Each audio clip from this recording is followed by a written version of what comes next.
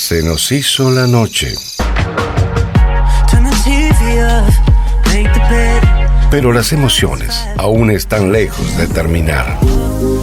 GDS Radio Mar del Plata, la radio que nos une.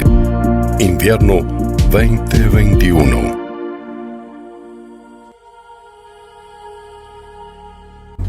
Buenas noches, amigas y amigos de A las Puertas de Magonia, un viaje a la frontera de lo imaginal. Les habla Carlos Matos. ¿Cómo están? ¿Cómo pasaron la semana? Dentro de 2 días se cumple un nuevo aniversario del avistaje de Kenneth Arnold, cuando comienza la era OVNI, o la historia de la ufología. Hoy charlaremos con Esteban Lingeri, joven investigador de Bahía Blanca, que nos contará el trabajo de campo llevado adelante junto a otros colegas en marzo de este año. Hablaremos acerca de las luces danzarinas en la noche patagónica. Además, tendremos una entrevista histórica, una nota realizada por Fernando Jiménez del Oso el 19 de noviembre de 1979 a Erich von Däniken. Ustedes ya saben, no compartimos los puntos de vista de von Däniken. En este programa hemos criticado, y a veces duramente, alguna de sus publicaciones. Pero en homenaje a las oyentes y a los oyentes que nos piden material del escritor suizo, es que ponemos esta entrevista. Seguramente servirá de lanzamiento de una sección, una nueva sección en este programa: el rescate de las voces históricas en el mundo de lo imaginal. Luego de este tema musical, Revolución Industrial de Jean-Michel Jarre, vamos a la entrevista con Esteban Lingeri. Bienvenidos una vez más a Las Puertas de Magonia, un viaje a la frontera de lo imaginal.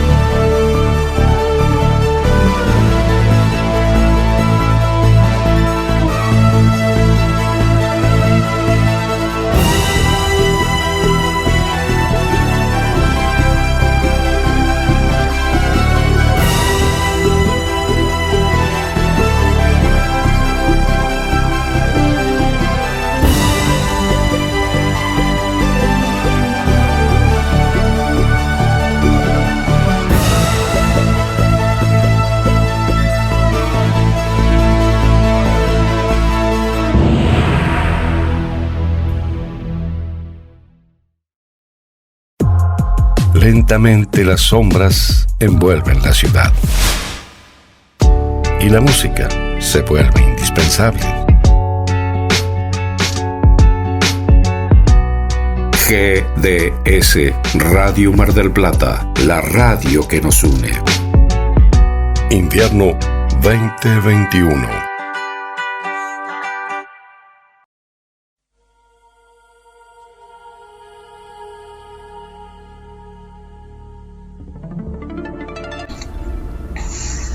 A las puertas de Magonia, esta vez va a conversar con Esteban Lingeri, un amigo ya de hace un año y oyente también de nuestro programa, que además forma parte de la nueva generación de divulgadores del fenómeno ovni, de la cuestión ufológica, aunque su canal Escarabajo Cósmico no se limita a estas cuestiones. ¿Cómo estás, Esteban? Buenas noches.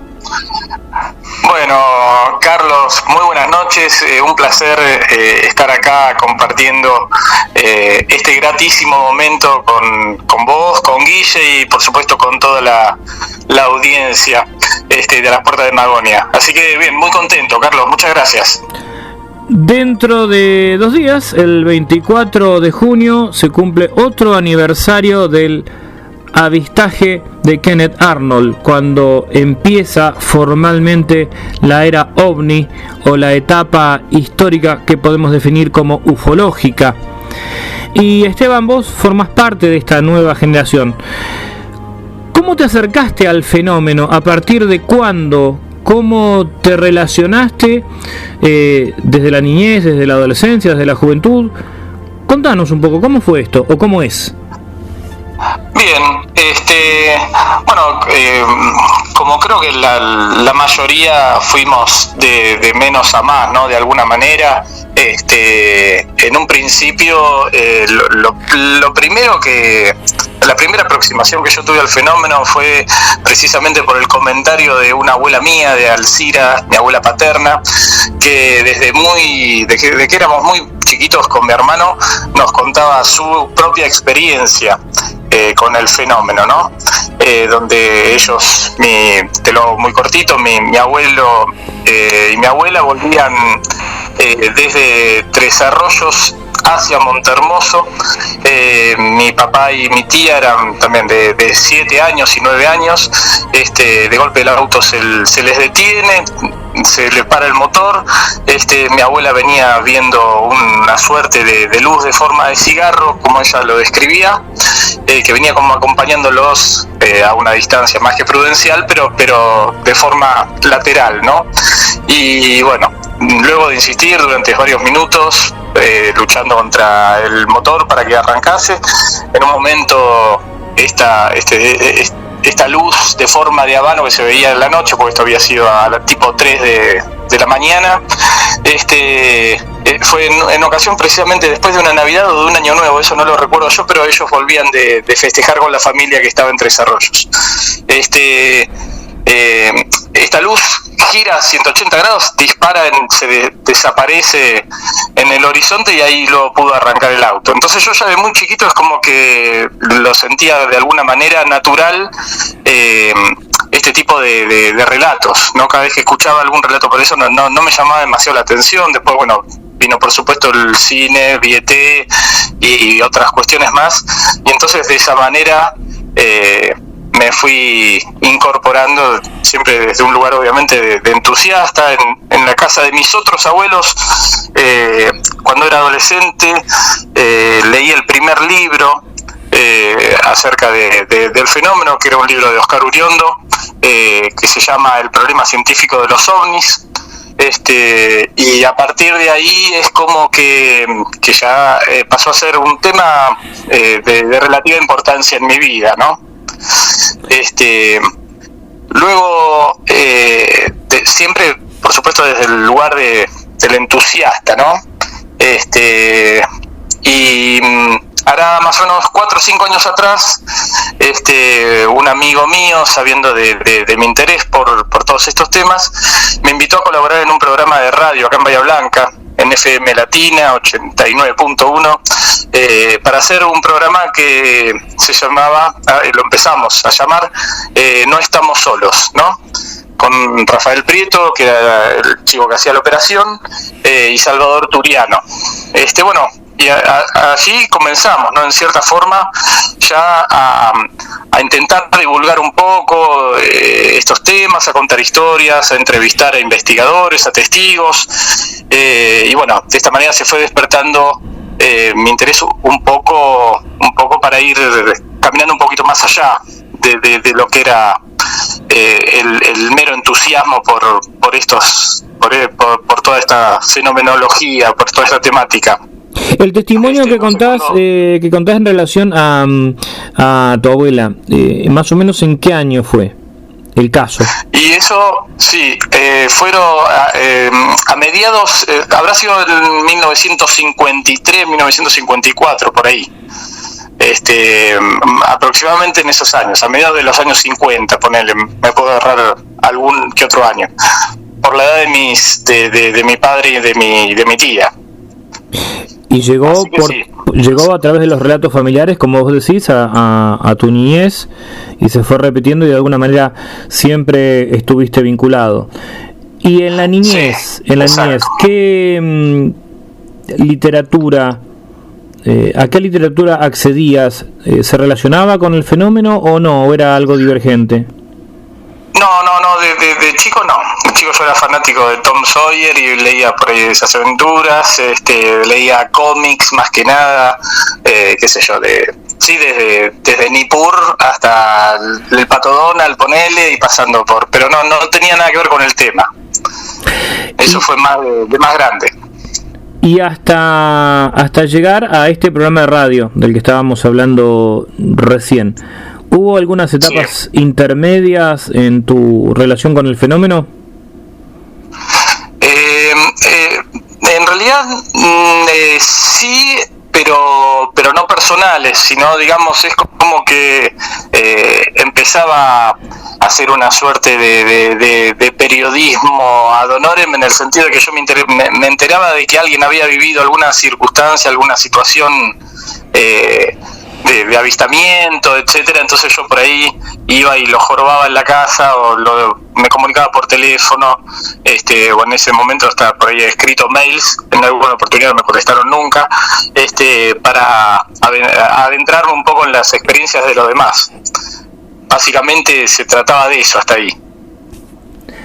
Bien, y cuando llegás al programa de radio, había cierto camino recorrido en cuanto a entrevistas y al conocimiento de algunas personas. En el programa de radio, sí. ¿ya estabas vinculado con algún grupo, con algún círculo, o simplemente con tu amigo, el que te había invitado a hacer el programa? Sí, no, solamente con mi amigo, que en realidad mi amigo era el que hacía la operación técnica, entonces estaba más que nada con Salvador, que era el otro hombre con el que hacíamos la conducción.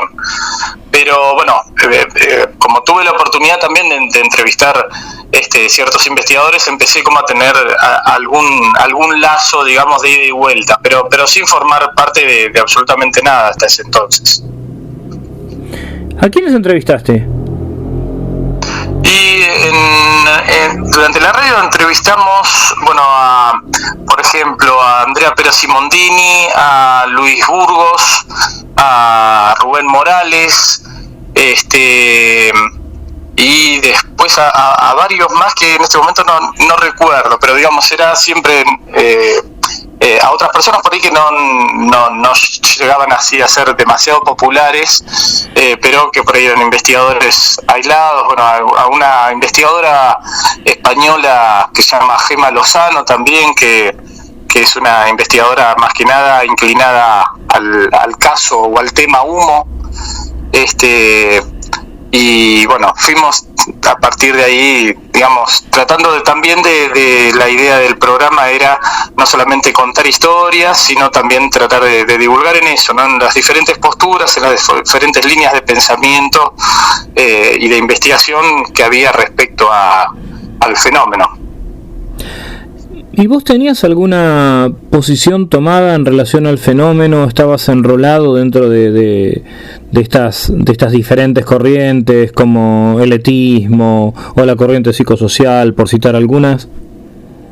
En realidad sí, toda la vida estaba enrolado en la hipótesis etista, ¿no? A medida que fui por ahí conociendo otras posturas, conociendo otros puntos de partida para estudiar el fenómeno, me fue generando más dudas, ¿no? de la poca certeza que yo tenía en ese momento. Es hasta el día de hoy. ¿Cómo? Perdón. Claro. ¿Y cuál es tu idea hoy, o tu aproximación hoy al fenómeno? No, hoy gracias a Dios estoy más desorientado que nunca con respecto a eso. Creo que se trata de un fenómeno mucho más complejo del que por ahí en algún momento me imaginé que podía llegar a ser.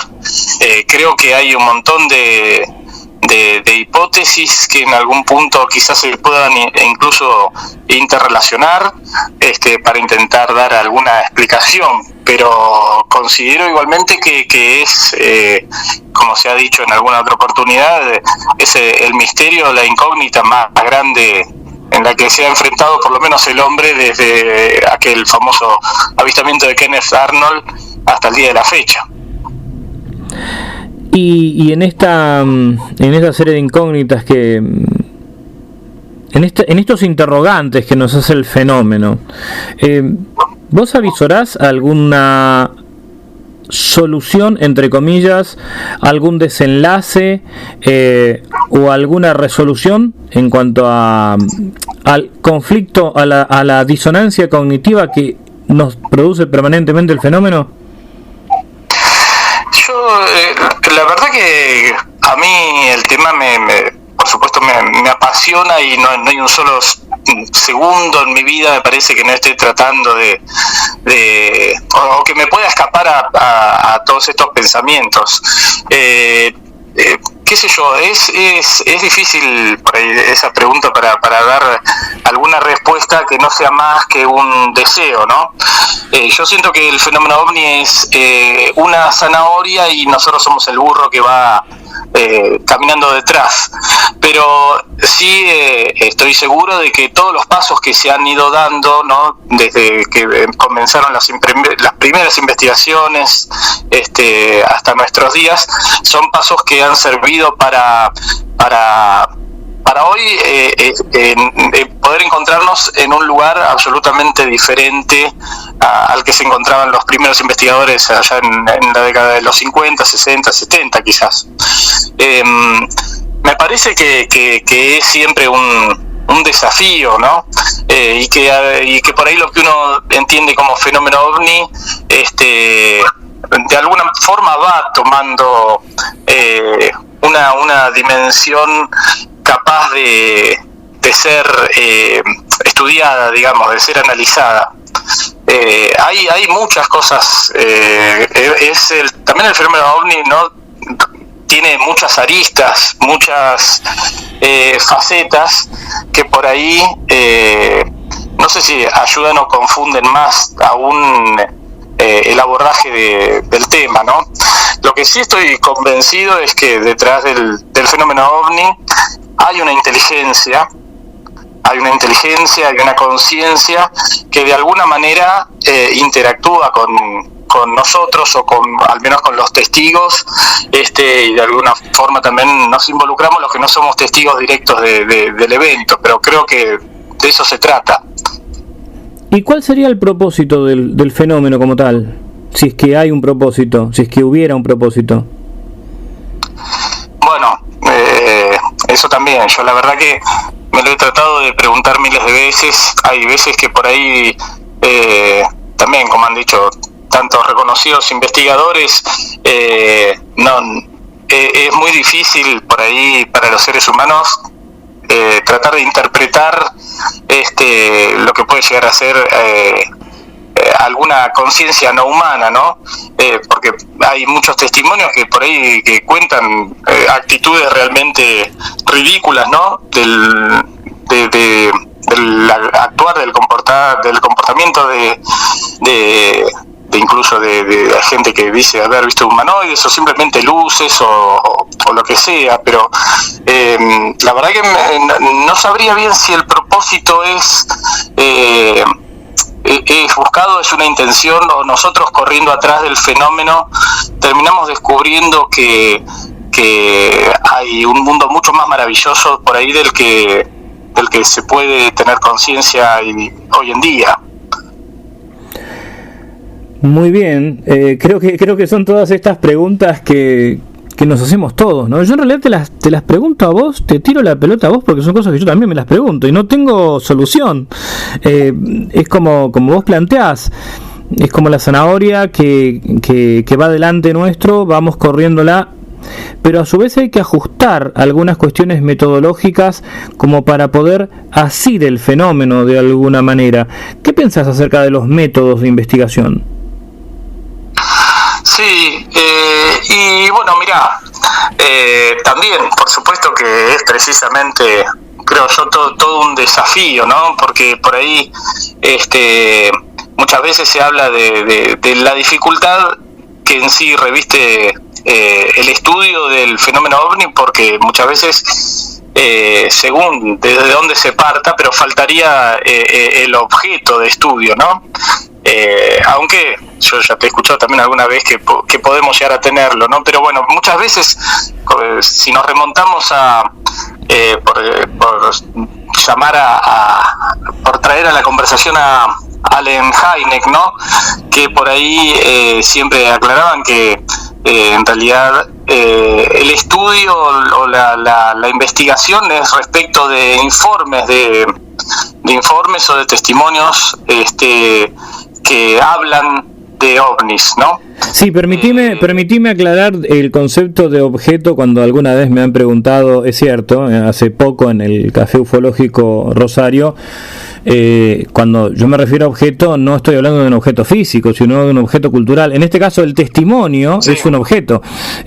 Puede parecer medio enrevesada la explicación, pero en el campo de la epistemología coincidiremos los dos. Hemos transitado por la Facultad de Derecho cuando teníamos esos famosos esquemas de los objetos culturales, naturales y metafísicos, ¿no? Entre otros objetos. Y creo que cuando hablamos de objeto tenemos que aclarar siempre en qué terreno estamos exponiendo esa idea. Por eso aprovecho esta mención que hiciste para reafirmar una vez más que cuando hablo de objeto me refiero a objeto cultural, no estoy hablando de un objeto físico. Creo que en eso más o menos estamos en la misma línea. Sí. No, sí, tal cual. Sí, vale la aclaración, porque yo te he escuchado varias veces, pero quizás haya alguien que esté del otro lado que no tenga tan preciso el concepto. Pero bueno, yendo por este lado, digamos, también es donde caemos siempre, digamos, en ese terreno pantanoso de ver qué es lo que las personas, por supuesto, dicen haber visto, dicen haber presenciado, dicen haber escuchado, dicen haber sentido, y si eso es realmente lo que sucedió. Es por eso yo creo que hace también tan dificultoso el andamiaje en la investigación. Encontrar un método preciso que nos pueda satisfacer a todos creo que es bastante complicado, pero creo que ese también es el desafío. Por ahí yo he tenido la oportunidad también de charlar y de también de alguna manera experimentar, ponerle con los investigadores, con Carlos Vales, con Daniel López, que por ahí Daniel tiene una línea de investigación, si se puede decir, o de exploración en el fenómeno, que es la percepción como un método para precisamente, más como una ufología experimental, digamos, de ir a ver si el fenómeno se presenta o no en determinado lugar, en determinada hora, y bueno, en alguna oportunidad por ahí, bueno, por ahí me estoy yendo un poco del tema, pero no te estás yendo del tema, porque una vez, cuando íbamos a hacer una entrevista, vos estabas de viaje con Daniel, así que ya vamos a entrar de lleno a ese caso. Me gustaría que lo desarrolles desde el momento en el que te pusiste en contacto con Daniel hasta que surgió la posibilidad de viajar. ¿Cuál fue la información que recolectaron? Si llegaron a algún tipo de conclusión, ¿qué vieron? Desarrollarlo con total tranquilidad. Bien. Bueno, como te decía, viste, sabemos que hay diferentes métodos. Está la recolección de informes, la recolección de muestras, en el caso de aterrizajes, o hace un ratito también estábamos hablando por ahí de la posible vinculación que puede haber con del fenómeno OVNI con la mutilación de ganados. Pero bueno, son todos, digamos, métodos de abordar el tema una vez que ya el fenómeno se hizo presente y ya pasó, ¿no? Que también siempre es ese problema, el de la fugacidad del fenómeno, como para poder detenernos un poco a analizarlo. Bueno, hay varios tipos o métodos de ufología experimental.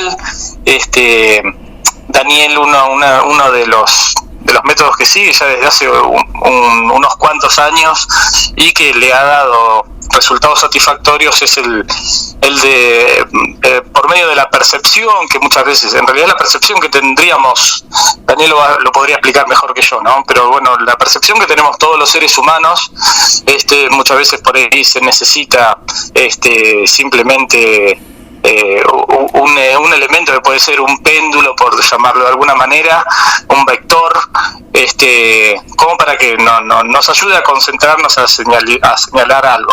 El año pasado se hizo un experimento en el canal Demonios de Carlos Yurchuk, de nuestro amigo Carlos, un experimento, ¿no?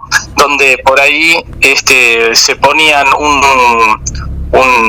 mapa dado vuelta, ¿no? de la República Argentina, un calendario también del mes, no recuerdo ahora si era agosto, por decirte algo, y en un determinado horario, todos concentrados más o menos en lo mismo, a ver cuándo y dónde se va a hacer presente el fenómeno OVNI. Ponele, la consigna no era esa, pero más o menos para hacer es decir, es un método, aplicando el método de la radiestesia, básicamente. La radiestesia, exactamente, sí, exactamente. Bueno, y ahí salieron varios puntos, por ejemplo, en varios lugares, ¿no? Pero fuimos lo limitamos por ahí un estudio en la provincia de Río Negro, donde habían salido varios puntos. Después, bueno, el trabajo era llamar y rastrear y hacer el relevamiento para ver si efectivamente en esas zonas, más o menos en esos días, se había hecho presente alguna denuncia, aunque sea bueno, y el resultado fue bastante satisfactorio, para mí sorprendente, porque se pudo corroborar casi el 70% de los puntos marcados. Otros puntos por ahí se dieron por negativo, pero no porque hayan sido negativos, sino porque no los pudimos corroborar. Entonces, bueno, ahora en marzo fuimos con Daniel y también con Andrés Segovia, un poco a hacer el relevamiento a modo personal de estos sitios, de estos casos, ¿no? Estuvimos por varias de las localidades de Río Negro, y habíamos hecho alguna práctica también para ver si podíamos llegar a ver algún tipo de luces o algo por el estilo en los lugares que íbamos a relevar. De todos modos, cuando llegamos, por ejemplo, a un lugar que se llama Cerro Policía, en Cerro Policía empezamos a hablar con la gente. Es un pueblo muy chico, donde por ahí son 250 personas, viven ahí, y enseguida todo el mundo nos hablaba de las luces malas, ¿no? Lo que es conocido como la luz mala. Y bueno, todo el mundo por supuesto lo tomaba con mucha naturalidad, lo que por ahí para nosotros, para mí en este caso, podría ser una sorpresa que lo tomen tan así. Allá era algo natural, y tenía lo extraño del fenómeno, o lo característico de este fenómeno, es que cumplía con un determinado terreno y con un horario también, una franja horaria y un terreno donde se los veía regularmente. y bueno, haciendo estas vigilias, tal cual, a partir de las 12 de la noche, ponele que se podían llegar a ver, empezamos a ver ciertas luces que podríamos catalogar de extrañas, y después tuvimos un avistamiento ya de 15 minutos donde Daniel, bueno, pudo sacar fotografías, y fue bastante sorpresivo y para mi inexperiencia también bastante intenso. ¿Cuántos días duró esta experiencia en Río Negro? Y en realidad nosotros fuimos 9 días, fuimos a diferentes lugares. ¿Siempre dentro de la provincia de Río Negro o cambiaron de lugar? No, eso siempre en Río Negro, porque fuimos a los lugares donde estábamos relevando los datos del experimento que habíamos hecho antes ahí en Demonios, pero esta vez lo limitamos a Río Negro. ¿Y a qué conclusiones llegaron? O sea, una vez que hicieron todo ese trabajo de campo, me imagino que habrán vuelto ahí a Bahía Blanca, a tu casa, se habrán quedado charlando, habrán procesado toda esa información. ¿Y cuáles son las conclusiones? Bueno, por ahí se podría aventurar a sacar una conclusión de que yo particularmente voy a hablar de las conclusiones que pude haber sacado yo, ¿no? Porque no tampoco quiero involucrar a todo el equipo y menos como resultado del experimento. A mí sinceramente me dio la sensación de que es eso, ¿no? De que por ahí estas manifestaciones lumínicas que veíamos eran algo que yo jamás había presenciado ni imaginado, y se los veía como por los movimientos, por el comportamiento de las luces, digamos, como si fuesen una conciencia, un modo de vida que yo desconocía absolutamente, ¿no? Porque se movían, se juntaban, se cruzaban, se ponían, o sea, con mayor intensidad, menos intensidad, una por encima de la otra, y duró 15 minutos en un lugar que no hay absolutamente nada, ¿no? Absolutamente nada. También eso, digamos, junto con el testimonio de las personas con las que habíamos tenido la oportunidad de charlar, creo que no es esa la conclusión que podríamos sacar, que para mí es muchos por ahí lo relacionan con el fenómeno OVNI por la gran amplitud que tiene el fenómeno OVNI, y por ahí por algunas características en común que pueden llegar a tener, como es la territorialidad, los horarios, la época del año, ¿no? Yo no sé si se podría sacar esa conclusión con absoluta certeza, pero realmente me doy cuenta que hay muchísimas formas de vida quizás que sean desconocidas al día de hoy. Cuando hablas de forma de vida, hablas, bueno, primero describiste una situación de luces que se acercaban, se arrimaban, como si jugaran, como si se comunicaran de alguna manera. Cuando hablas de forma de vida, ¿tomás como que esa misma luz es una entidad viviente? Claro, exactamente, sí. Por supuesto que es una sensación. Me permito solamente, o sea, porque no tengo otros elementos, ¿no? Pero es tu percepción, es tu percepción. Exactamente. Yo pensaba, ¿no? Más que nada en ese momento no, sino después, ¿no? Porque uno se queda después pensando y diciendo qué fue lo que vi, volvés a ver las fotos y bueno, lo volvés a recordar. Si bien nosotros aparte grabábamos los audios, ¿no? Lamentablemente no teníamos equipos fuertes como para poder documentar todo, pero sí grabábamos en ese momento los audios, lo que nosotros decíamos mientras lo estábamos observando. Daniel sacaba fotos y filmaba, bueno, entonces después se escuchaban. Y bien, terminamos también la experiencia, comentamos ahí mismo en el momento qué era lo que habíamos visto, qué es lo que habíamos sentido, qué es lo que pensábamos. Bueno, y a mí sí, la sensación que me dio, la percepción que me daba era de que eso era alguna forma de conciencia donde yo digo, esta entidad, por llamarlo, esta entidad lumínica, no necesita comer, no necesita dormir, no necesita abrazar para sentir que está junto con el otro. No sé, me despertó todas esas sensaciones, digamos, pero es como que eso, junto con lo de estar frente a estar viendo, estar presenciando una inteligencia, ¿no? Siempre una inteligencia y una conciencia, por supuesto no humana. ¿Qué tamaño tenían estas luces? ¿Cuántas eran? ¿De qué colores aparecían? Nosotros aparecieron más o menos sobre un camino, ¿no? Porque también es difícil calcular la distancia. Como en el camino, son esos caminos vecinales donde de campos, donde por ahí sí entran dos camionetas una al lado de la otra, entonces podés decir, bueno, tiene alrededor del camino entre 5 y 6 metros, quizás claro, menos, porque eran medio angostos, pero ponele. Y yo llegué a ver hasta 5 luces que se abrían a lo ancho del camino, ¿no?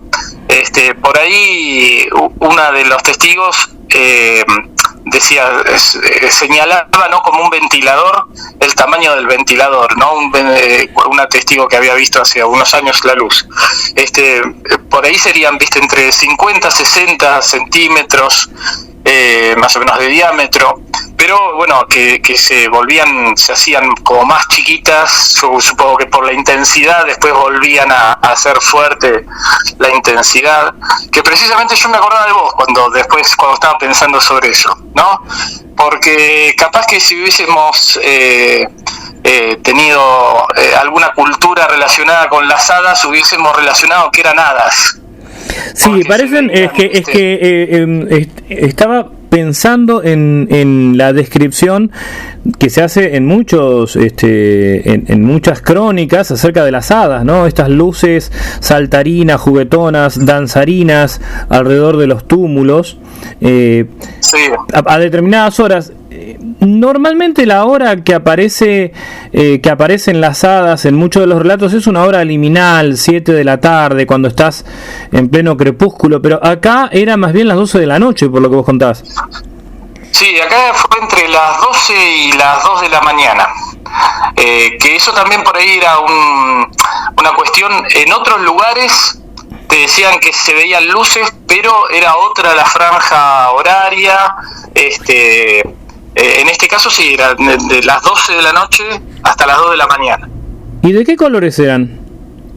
Y eran tipo blancas amarillentas. Ahí la gente del lugar incluso las conoce como los autos que no son, porque aparentemente está como viniendo, ¿viste? Cuando ves los faros del auto que se aproxima y no termina de llegar nunca hasta que desaparecen. Claro, la asocian con un auto, sí, como las ópticas de un auto, y después el auto no está. Claro, exactamente, sí. ¿Y algún tipo de sonido asociado? No percibimos ningún tipo de sonido. Yo les pregunté también a ellos, porque yo tengo una hipoacusia de leve a moderada, entonces, pero ellos tampoco no escucharon absolutamente nada. Y era, en el medio, imagínate, en el medio de lo que era esta zona que es el barrial de Cerro Policía, donde no hay absolutamente nada, no hay un solo ruido de nada. Esteban, ¿y llevaron algún tipo de animal, perros, o estaban ustedes nomás? No, estábamos nosotros nomás. ¿Y notaron en los animales nocturnos algún cambio de comportamiento en el momento de la aparición de estas luces? Mirá, no, yo si te digo, no, la verdad que no escuché nada, tampoco, no se veían muchos animales, por ahí. Daniel, la noche anterior que habíamos hecho la vigilia precisamente al pie del Cerro Policía, había visto un puma, que por suerte no nos dijo que había pasado por ahí cerquita, pero después yo no percibí, la verdad, ningún animal. Por ahí es zona donde suele haber ovejas que cría la gente del lugar, pero no estaban a la vista nuestra, al alcance nuestro. Y el Cerro Policía, me quedé pensando en la toponimia. ¿Qué pudieron averiguar acerca del cerro? Bueno, el cerro en sí, viste, después es como para describirlo, está en medio de esa, digamos, meseta patagónica, surge, viste, como una suerte, sí, de cerro que por ahí es muy particular, y algunos dicen que es como si tuviese una gorra de policía, ¿no? Por eso por ahí lo relacionan. Pero también hay otros mismos, hay vecinos del lugar que dicen que en ese cerro mataron a un policía, así que no nos quedó muy claro tampoco la denominación. Sí es un cerro que llama la atención a la vista, pero no sabemos bien el origen del nombre. Parece también como si fuese un centinela también, ¿no? Una suerte de cerro vigilante, expectante, mirando, viste, como cuidando también, así que no sé bien por qué. ¿Y en esa zona hay alguna especie de cementerio indígena? ¿Tiene alguna información sobre el estilo? Preguntamos también y supuestamente no, pero había gente por ahí más, digamos, gente mayor, con la que no pudimos dar, que ahora igualmente también tenemos previsto volver para terminar de atar muchos cabos sueltos que nos quedaron, o por lo menos intentar hacerlo, que capaz que nos pueden dar alguna información de ese tipo, porque en otras zonas donde habíamos estado también, sí, lo relacionaban con salamancas, con cementerios, con un montón de otras cuestiones, también en el avistamiento de las luces, pero en este caso no pudimos corroborar. Muy bien, bueno, ahora pasemos al plano más personal, Esteban. Contanos cómo es tu vida habitual, de qué trabajás, porque obviamente si bien la ufología ocupa gran parte de tus intereses, pero en tu vida común debes hacer otras cosas. Contanos un poco. Sí, bueno, retomo entonces un poco con lo que venía diciendo, viste.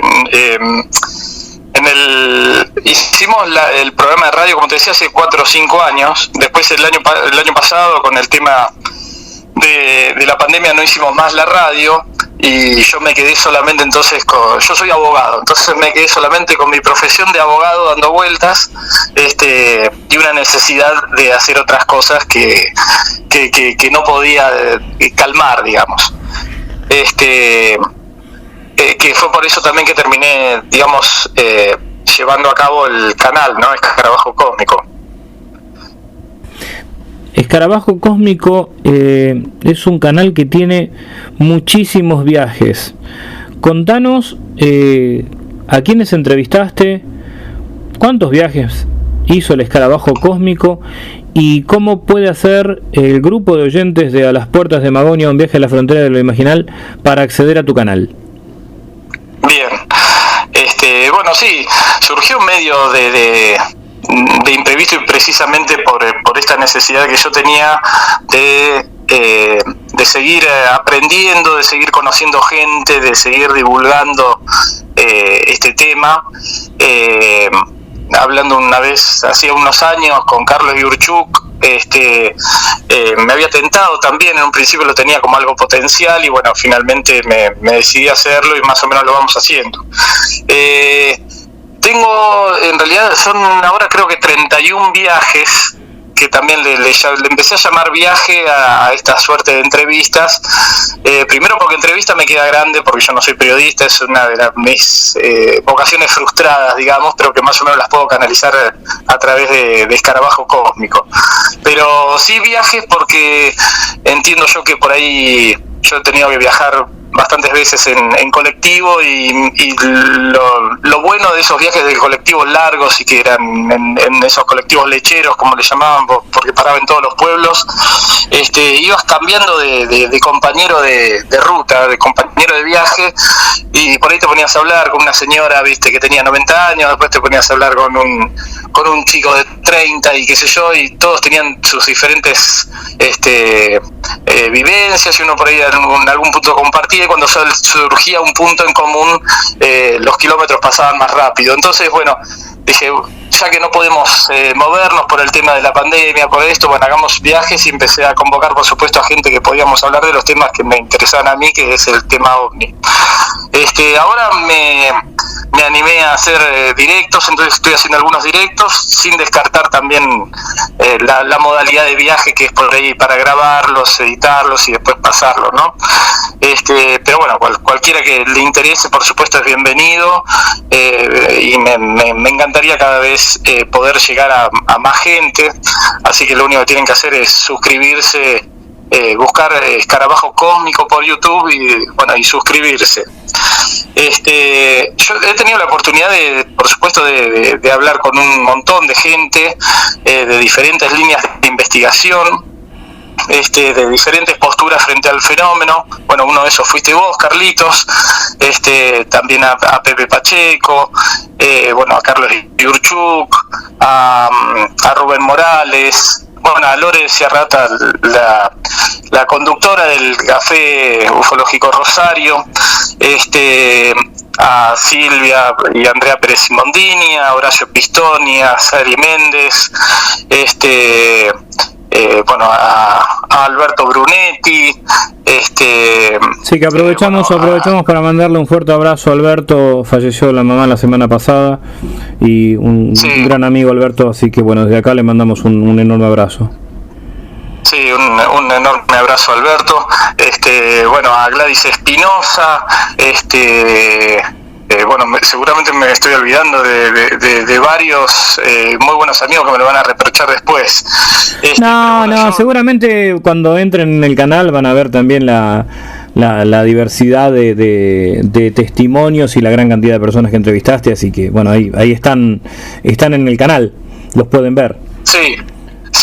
Mira, una de esas cuestiones por ahí que para mí son enriquecedoras a nivel personal, y creo que también son interesantes para todo aquel aficionado al tema, es que yo trato de darle la mayor amplitud posible al canal en cuanto a eso, en cuanto a escuchar diferentes posturas. Ahora justo que lo nombramos a Alberto Brunetti, yo soy miembro de CEFORA, ¿no?, que es la Comisión de Estudios del Fenómeno OVNI de la República Argentina. A mí me invitó el año pasado Andrea, el 16 de septiembre del 2020, a formar parte de la comisión como representante, coordinador regional acá de la zona de Bahía Blanca, ¿no?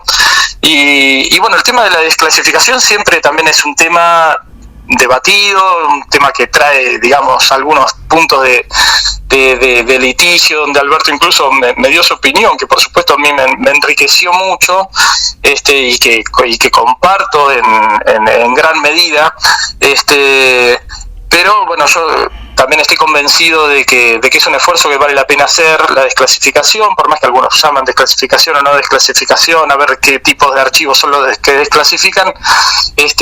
Me parece que todo lo que sea para sumar, para dar un paso al frente, creo que es bienvenido.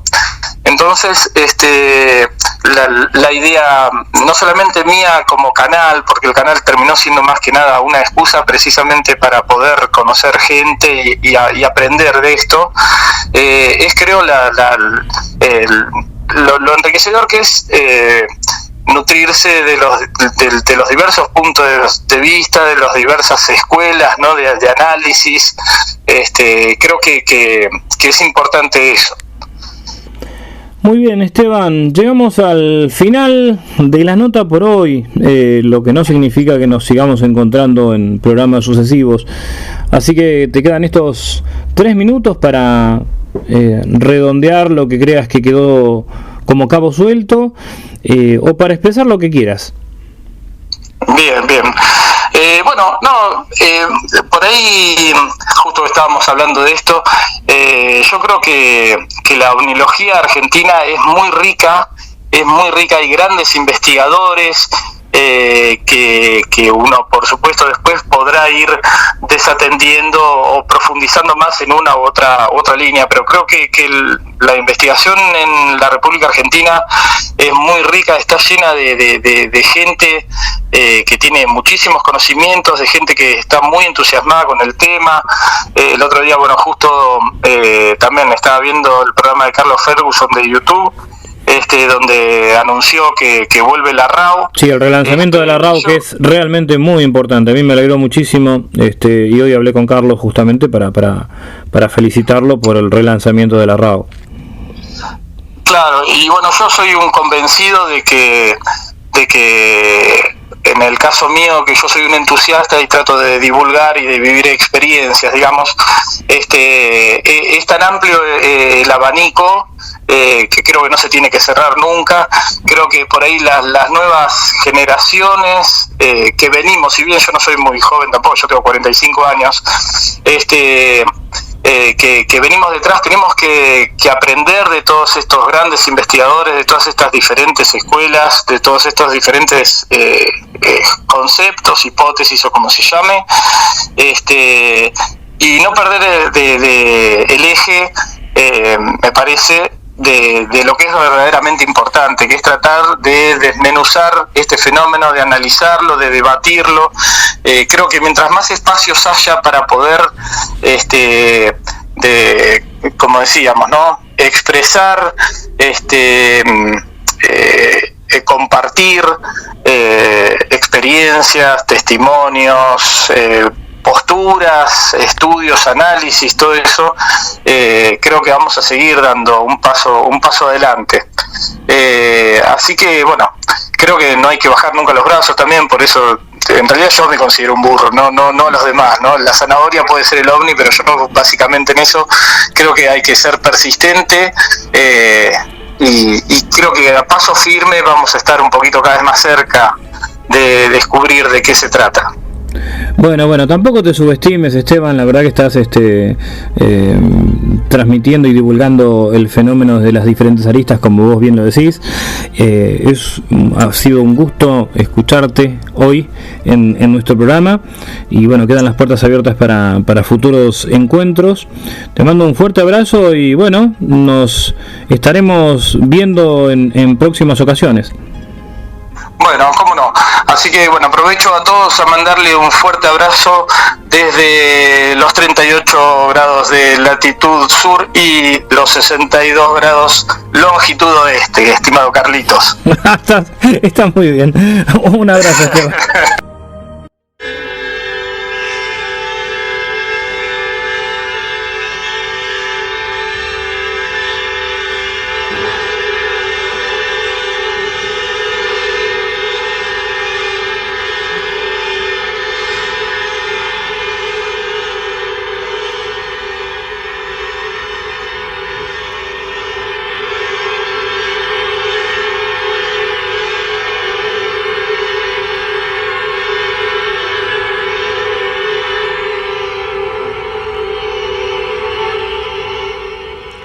Von Däniken es un autor que ha vendido millones de libros.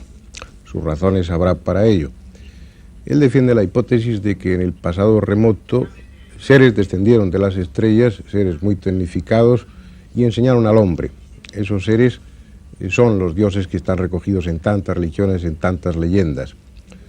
Él aporta sus pruebas, que a veces son discutibles y por seguro que son discutidas, pero también a veces son muy convincentes, pienso que muy claras.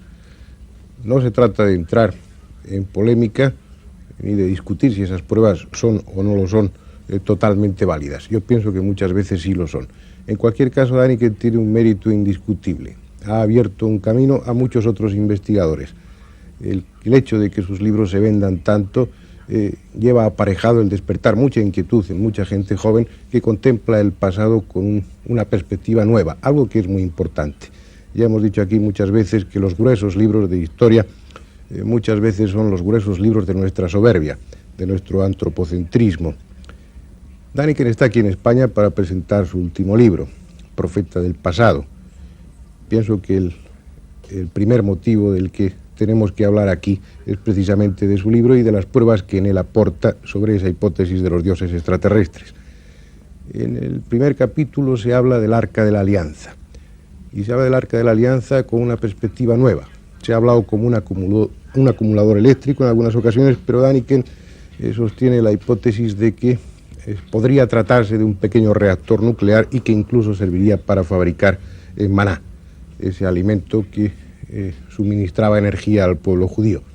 La primera pregunta, pues, Däniken, es ¿en qué te basas para pensar que el Arca de la Alianza era realmente un reactor nuclear? ¿Cuáles son tus pruebas en este caso? Muchas gracias por esta pregunta. Desde más de 3.000 años se sabe que los israelíes durante muchos años llevaban a través de los desiertos una caja. Sabíamos que era madera de acacia y que esta madera estaba cubierta de oro por dentro y por fuera, pero nunca, ni en la Biblia ni en otros documentos, se ha podido leer algo sobre cuál era el contenido que había dentro del arca.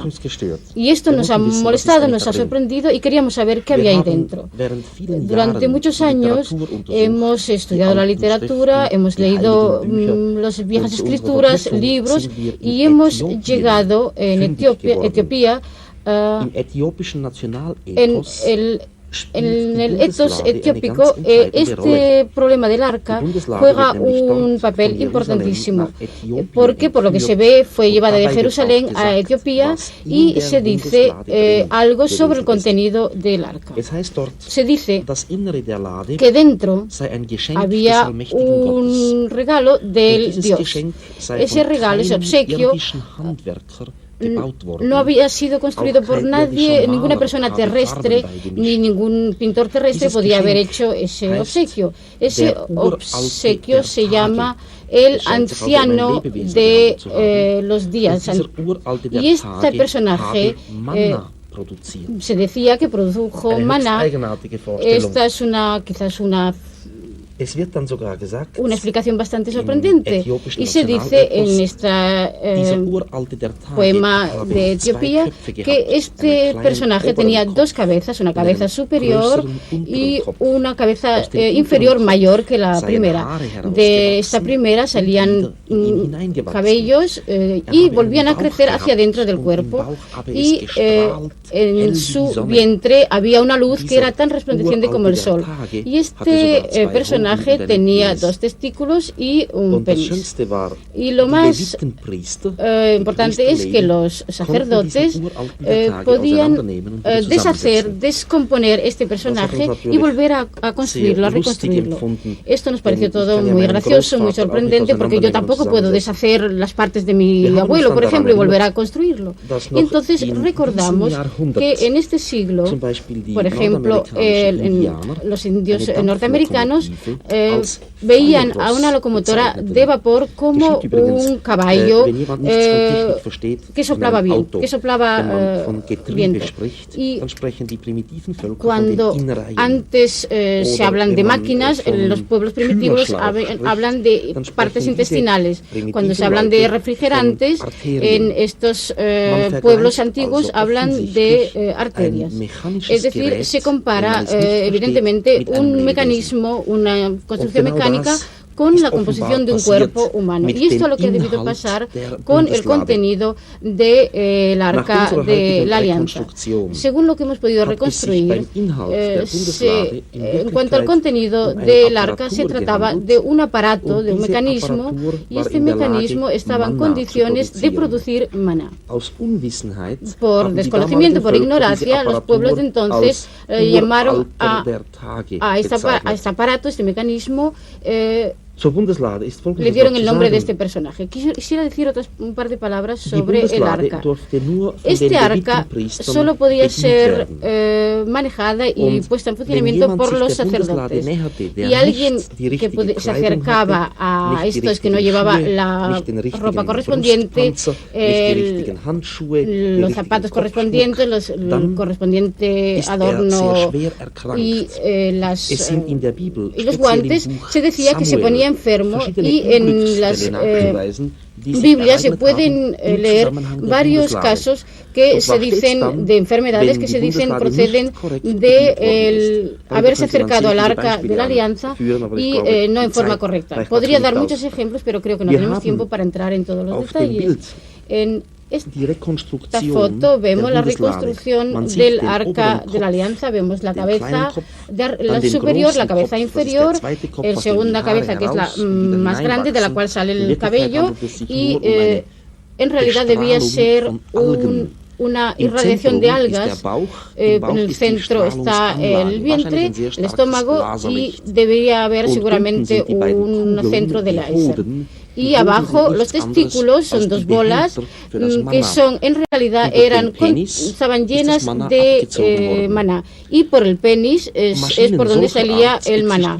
Máquinas de este tipo existen hoy todavía. En el Soyuz soviético había dos máquinas de este tipo en prueba de experimento, y allí las algas son alimentadas y son sementadas por los excrementos de los astronautas. La pregunta que se puede plantear al hacer este tipo de reconstrucciones es ¿de dónde esto necesita energía? Hay energía eléctrica, energía mecánica, hay ventiladores que circulan por un sistema de tuberías, y entonces la pregunta es ¿de dónde viene toda esa energía? Los israelíes no tenían energía eléctrica. Ellos estuvieron 40 años por el desierto, y es imposible después encontrar un enchufe en el desierto, por supuesto. Y entonces se puede dar una explicación a este problema.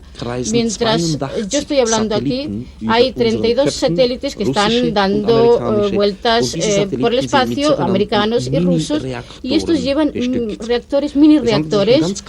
Son pequeñísimos aparatos que tienen una radiación muy fuerte de uranio o de plutonio, en general plutonio limpio, puro, y este plutonio tiene una gran energía de irradiación, y esta es transformada directamente en electricidad, no a través de agua, sino directamente. Estos reactores son muy potentes, pero son muy peligrosos si se les utiliza de manera incorrecta.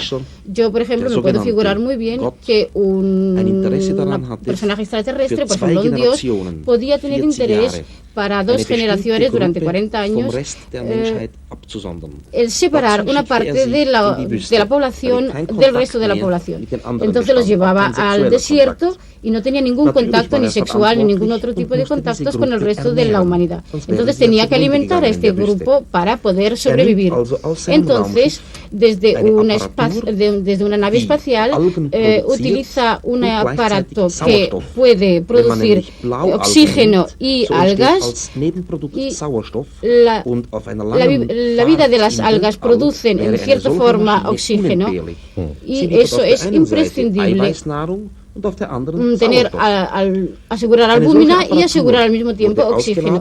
Este aparato fue entregado a Moisés y a Aarón, y se les dio exactamente las instrucciones de cómo debían manejar esta máquina, y solo personal preparado podía acercarse a estos mecanismos. Por eso se formó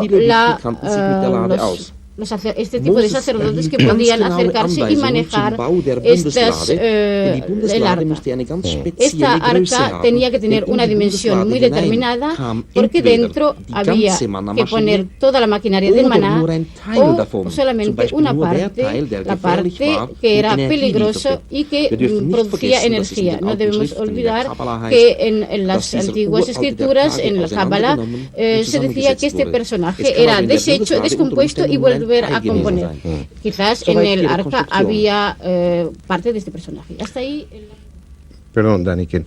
¿Dónde crees tú que está ahora el arca de la alianza? Hemos procedido de un modo criminalístico, por así decir. Hemos estudiado muchos libros antiguos y hasta el punto que podemos reconstruirlo según nuestra opinión. Hoy en día el arca debe estar en el subsuelo de la iglesia Santa María, de la iglesia cóptica, en la ciudad Aksum, en Etiopía.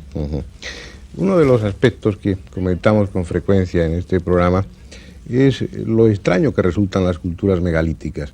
Aquí decimos a veces que parecía que los hombres antiguos habían contraído la locura de la piedra. Levantar monumentos imposibles en una época en la que, según la arqueología, no tenían ningún instrumento técnico. Pensar que monumentos como tantos de los que hemos mencionado aquí, Stonehenge, Tiahuanaco y muchos más, hayan sido levantados con un esfuerzo descomunal, sin conocer las ruedas, sin conocer los metales, es difícil de creer. En el libro de Däniken hay una parte muy interesante, dedicada a la isla de Malta. Ahí, dentro de todo ese contexto megalítico, Däniken ha encontrado lo que él llama unos raíles, y pienso que es la imagen que más sugieren estas muescas en el suelo, y sus consideraciones en torno a esos raíles me parecen, y esta es mi opinión, bastante acertadas, y me gustaría que él las repitiera ahora para ustedes. Malta tiene tres islas principales y todas estas islas están cubiertas de estos carriles extraños. Cuando se ven estos carriles, se tiene espontáneamente la impresión de que se trata de huellas de carros. Yo mismo en Malta he oído decir que se podría tratar de huellas de una especie de trineos que transportaban cargas pesadas. También se me dijo, señor Däniken, piense usted o imagínese usted que se coge el tronco de un árbol que en la punta tiene forma de horquilla y esta rama en forma de horquilla se cuelga al cuello de un animal y encima se pone un peso. Ahora el animal se mueve tirando detrás de sí o arrastrando detrás de sí este árbol. Esto también podía producir estas huellas. Bueno, hay muchas explicaciones más, pero tengo que decir que las versiones que se nos han dado no me parecen correctas. En primer lugar, para esto hay que saber que las huellas en Malta no son huellas paralelas. A veces se alejan un carril del otro, a veces se aproximan. Por lo tanto, cualquier versión que dé como explicación unos ejes fijos no puede ser correcta, puesto que entonces no podía producirse este fenómeno. Aparte de esto, hay que decir que las islas de Malta están en el Mar Azul del Mediterráneo. Hasta entonces tampoco se ha pensado que quizás las mareas podían tener alguna influencia, pero hoy en día se han mandado a submarinos para investigar el caso y se ha visto que no ha sido cierta la teoría de las mareas, sino que hay dos teorías más. Se puede pensar que las islas de allí se han sumergido hace mucho tiempo, pero en fin, son teorías que tampoco se han podido comprobar. Queda la pregunta, ¿qué es lo que eran estas islas y qué es lo que ha producido los carriles en las islas? Yo no puedo contestar a esta pregunta, solo puedo transmitir mi duda a la arqueología y espero que con las nuevas experiencias que hemos tenido se va a intentar aclarar este misterio. Otra parte interesante, otro capítulo, se ocupa de unas ruinas extrañas en Zimbabue, de unas paredes de hasta 10 metros de altura, unas torres que no tienen entradas ni ventanas, unas construcciones extrañas sobre cuyo origen se sabe poco, casi nada, y mucho menos aún sobre su función. ¿Qué es lo que piensa Däniken en torno a las ruinas de Zimbabue? Creo que voy a hacerlo muy resumidamente. Hay muchas especulaciones sobre Zimbabue y a nivel arqueológico no hay respuesta definitiva. No se sabe quién ha construido, no se sabe cuándo se ha construido y no se sabe sobre todo por qué se ha construido. Yo no voy a poder explicar aquí todas las variantes, pero nosotros hemos llegado a la conclusión de que se podría, en que el muro de Zimbabue elíptico se podría ser la reproducción de un modelo de Sirio. Sabemos que los negros de Dogon en Malí adoran la estrella de Sirio, conocen diferentes Sirios A y B, conocen su fuerza, conocen, y Sirius B tiene un recorrido elíptico, y estas construcciones también tienen una forma elíptica ovalada, y el punto a la derecha es una torre enorme que no tiene ninguna importancia porque no tiene ni ventanas ni puertas, no se puede subir, no se puede penetrar por abajo, o sea, tiene que tener solamente un contenido simbólico, y está colocado dentro de la forma oválica y como si fuera el Sirio A en el lugar correspondiente a la realidad. Esto evidentemente es una especulación, porque esta respuesta tampoco puede ser definitiva. Tenemos que esperar a ver lo que el futuro nos va a traer como respuesta. ¿Cuál es, Dani, que en la opinión oficial, por decirlo así, sobre Zimbabue? ¿Qué es lo que dicen los arqueólogos oficiales? Solo hay opiniones controvertidas, no hay opinión oficial. Yo en Zimbabue he hablado con diferentes arqueólogos, con un señor Sinclair que ha hecho muchas excavaciones, y él me dice que o bien se trata de una fortificación, de una construcción de fortificación. Yo no lo creo, porque pocos metros de distancia de esta construcción ovalada hay una colina, y ahí sí hay una fortificación, una construcción de fortificación, y eso sí puede ser para defender, pero esta otra construcción no tiene ni torres, no se puede subir a ella, no se puede utilizar como parte visora para dominar el terreno. La segunda visión es que se trata de una residencia de reyes. Aquí hubiera vivido un rey, pero esto es muy difícil demostrarlo porque no se ha encontrado ninguna sepultura, no se ha encontrado ninguna imagen, ninguna fotos, no hay ornamentos, no hay trabajos tallados, no hay nada que pueda indicar que ha habido un trabajo de decoración suntuoso, que sería lo típico para una construcción de reyes. No debemos olvidar que se trata de toneladas, de miles y miles de toneladas de peso. Una de las cosas más sorprendentes de tu libro es la afirmación de la existencia de tanques en la antigüedad. ¿Realmente utilizas la palabra tanque un poco en broma o piensas realmente que eran tanques? No,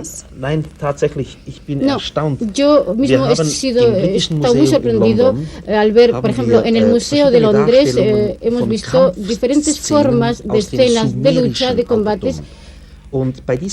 Y en estas fotos hemos visto una especie de carro de guerra, o como se utilizó en la Edad Media, una especie de bulón que era como un tanque que tenía una especie de bulón contra el que iba contra lo que debía lucharse. Entonces el problema es cómo se movía, cómo se ponía en movimiento esa máquina. No había personas que lo ponían en movimiento, no hay tampoco dentro de la máquina personas porque tendríamos que ver si no los pies de las personas que lo ponían en movimiento. Entonces, ¿con qué energía se ponía en movimiento esta máquina? La segunda pregunta es el problema de este bulón o torre o la parte del cañón, porque esta parte del cañón está dirigida hacia arriba, y si fuera un bulón, entonces tendría que estar recto y tendría que estar muy rígido. Solo entonces, cuando da contra un muro, puede tener un efecto cinético. Si está hacia arriba, no tiene ningún sentido. Y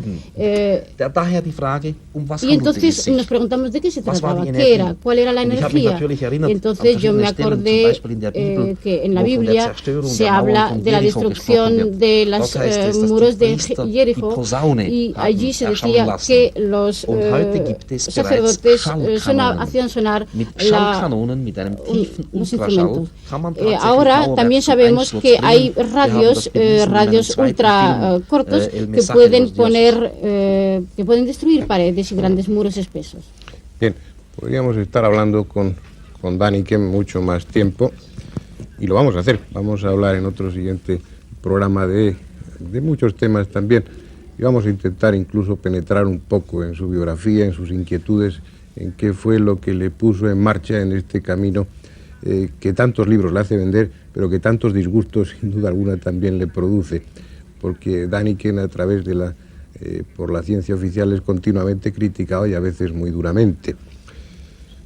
En definitiva, se plantea una hipótesis que todos ustedes conocen y que es excitante, es más que sugestiva, la de que en nuestro pasado hubo hombres procedentes de las estrellas que enseñaron al hombre, que le enseñaron los rudimentos de una técnica, que le enseñaron a andar por el mundo y que incluso, como afirma Däniken, o al menos eso plantea como hipótesis, que hicieron evolucionar al hombre biológicamente, que de alguna manera influyeron sobre sus genes para transformarle en un auténtico Homo sapiens y desgajarle de esa rama, de ese tronco común de los prehomínidos. Son temas de los que habría que hablar mucho tiempo. Vamos a dejarlo aquí y la próxima semana volveremos a estar con Däniken también.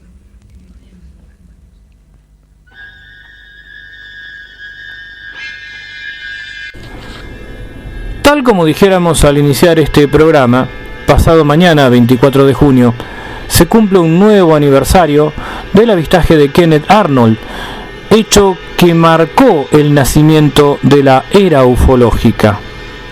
Con tal motivo, el martes próximo charlaremos con Carlos Ferguson, creador y fundador de la RAO, Red Argentina de Ovnilogía, indiscutido referente en el mundo de habla hispana. Va a ser un gusto que nos queríamos dar desde hace muchísimo tiempo, esta charla, este diálogo, esta entrevista. Los invitamos entonces para el martes próximo, cuando nos encontremos en este punto, a las puertas de Magonia, para hacer otro viaje a la frontera de lo imaginal.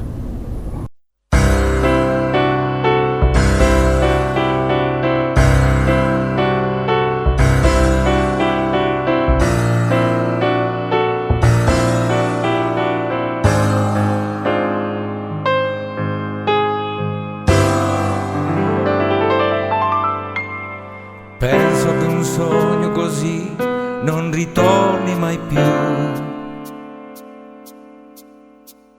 Mi dipingevo le mani e la faccia di blu. Poi d'improvviso venivo dal vento rapito e incominciavo a volare nel cielo infinito. Volare, oh, cantare, oh, nel blu, dipinto di blu, felice di stare lassù. E volavo, volavo felice, più in alto del sole ed ancora più su, mentre il mondo pian piano spariva lontano laggiù. Una musica dolce suonava soltanto per me.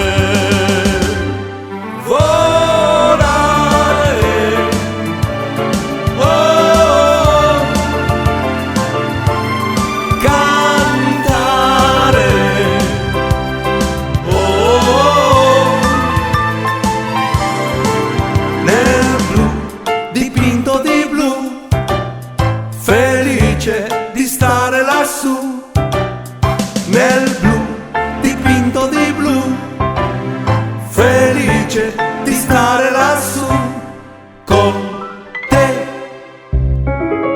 Piensa que estás en tu mejor momento de la vida. Piensa positivamente. Piensa con nuestros sonidos.